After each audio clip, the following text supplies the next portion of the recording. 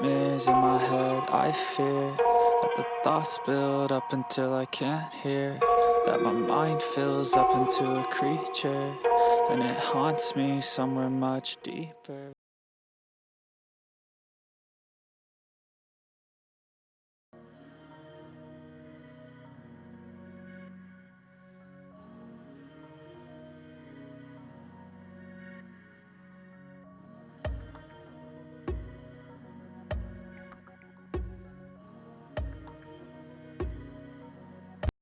An investigation of this man, Haim Cohen, began when his 17-year-old adopted son called in anonymously to a podcast.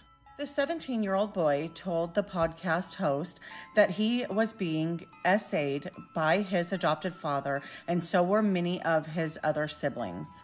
He also alleges that this man made him perform SA on him and made the kids on each other. The boy also told the host that CPS had been to the home 8 different times and nothing was done. The boy also said that the essay started just 2 weeks after he was adopted when he was 11 years old. But what I don't understand is why this man was even able to have these children. Back in 2019, a foreign exchange student from Spain was staying with this family. When the boy went home, he told his family that he was essayed by Haim Cohen. So in 2019, Cohen was charged with indecency to a child. So he made bond, and while he was out on bond, he continued to abuse his adopted children, allegedly. So Cohen was arrested again for what he allegedly did to his adopted sons. His victims were his adopted children that ranged in the ages from 8 to 18. 4 other of the 9 adopted children did come forward, and one of them is claiming that when he did not perform on Haim like he wanted him to, that he would then pepper spray him. The boys also claim that everything that Haim did for social media is fake, that he is not really in a wheelchair, and he does not really use oxygen. They say he only uses it in public to garner attention. The prosecutor said that Cohen used religion to cover up what was really going on. The prosecutor is not planning on having the children take the stand. He says that can be more damaging, so they are trying to make a case without having to put the children through that. I don't understand how some CPS workers can sleep at night. 8 times they came to this home and nothing was done. We need to start listening to the children. This man should have never been able to keep his children after he had done what he did to that foreign exchange student. These were arrests on a massive scale. Amongst those taken into custody by the FBI were city mayors, politicians and religious leaders. The authorities needed buses to cope with the sheer scale of the operation. New Jersey's corruption problem is one of the worst, if not the worst, in the nation. Corruption is not only pervasive, it has become ingrained in New Jersey's political culture. It's thought that religious charities controlled by prominent rabbis were used to launder cash. The arrests were part of a 10-year operation that uncovered money laundering on an international scale, as well as corruption and the sale of human organs in the US, Switzerland and Israel. The list of people we arrested sounds like it should be the roster for a meeting of community leaders. But sadly, they weren't meeting in a boardroom this morning. They were in the FBI booking room. Prosecutors say one rabbi was dealing in human kidneys for transplant for a decade, buying them from vulnerable people at a huge profit. The scale of the corruption across New Jersey has outraged residents. It just goes back to the belief that Hudson County is incredibly corrupt. And I thought we were making headway and becoming less corrupt. The number of arrests was remarkable even for New Jersey, where more than 130 public officials have pleaded guilty or been convicted of corruption in the last 10 years.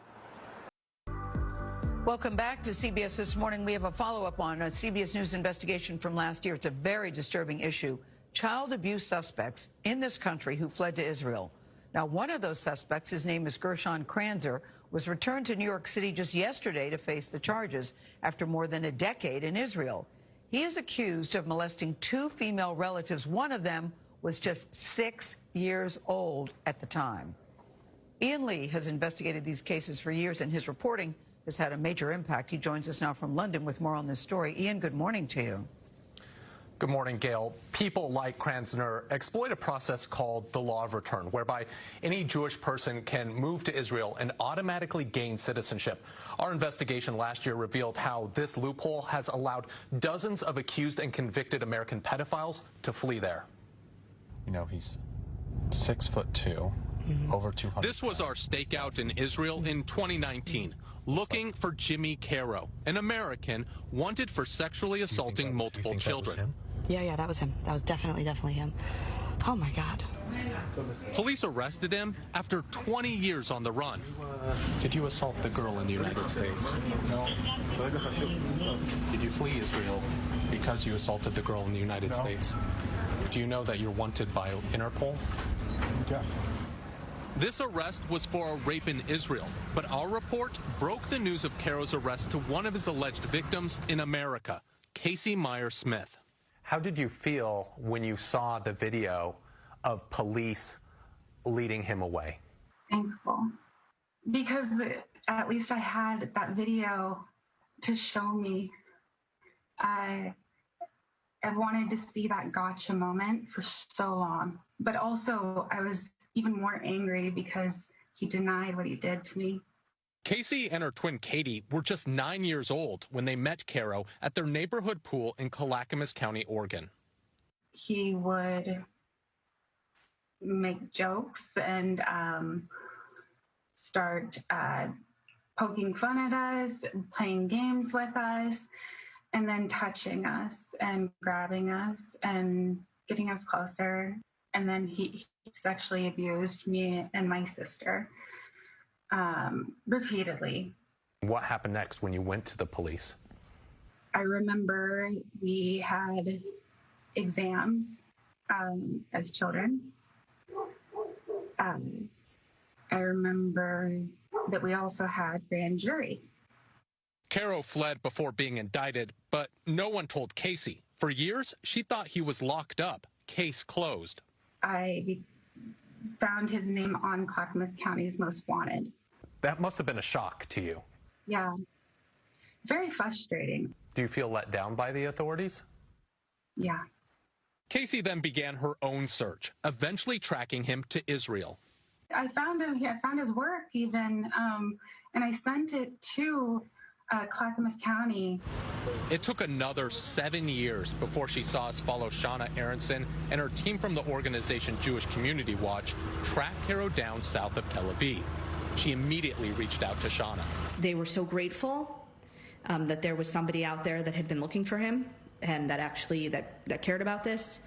Soon after our investigation aired, Israel changed its policy, now requiring immigrating Americans to undergo FBI background checks. This was a really important step. Not enough to close all the holes, because there are so many people that can get through, through other ways and through other means, and there's certainly other efforts that are needed, but this was a very significant step.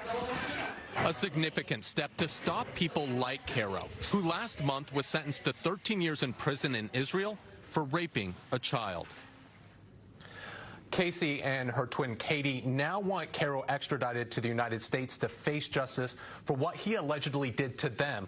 Now, we reached out to the district attorney in charge, who told us that they're diligently working with U.S. authorities to get Caro back, but ultimately it'll depend if Israeli authorities will hand him over, and that's not necessarily a done deal. Anthony? All right, Ian. Do we know why he was walking with a limp? Well, he had a medical condition, and this was actually crucial to finding out where he was going to be and able to arrest him. The Jewish Community Watch was able to learn that he was going to be at that hospital dealing with that issue, and that's when they were able to notify police.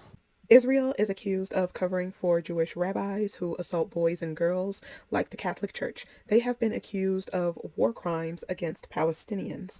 There are Americans that use the right of return to run away and escape prison time. They hide in Israel, and Israel covers for them, saying they have learned their lesson and no one in the community is speaking out.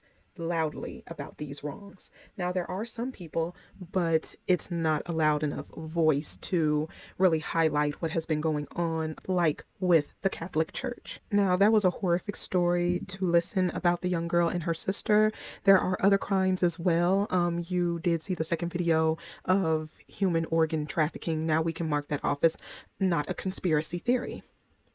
Now, Brooklyn Patrol Crime Group said a leader of a privately formed anti-crime patrol group has been charged with crimes related to X with a 15-year-old girl. He also coerced her into sending him uncovered photos and video. Now, this is a Jewish school in Brooklyn, and a rabbi at a school was accused of touching several students at the school, including a 6-year-old boy, but he passed away after contracting the 19, leaving behind many victims that still seek justice. Brooklyn Haredi Jewish community. Many examples of child X abuse, alleged or proven, exist in the community. One case, a 13-year-old boy was X abused and came home with blood in his underwear. The child abuser pleaded guilty to X abuse and was sentenced to only 5 years in prison. Washington, D.C.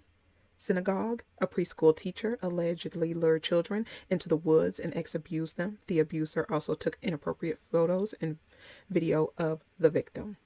And in Williamsburg Synagogue, a 12-year-old girl alleged that a Jewish counselor assaulted her. After reporting the incident, other members of the community harassed the girl's family and threw eggs at the family grocery store. And it's no different than in the Black church, in the Catholic church, and now in the synagogues. You can see where people will cover for a person, cover their pastor who is ordained and touched by God.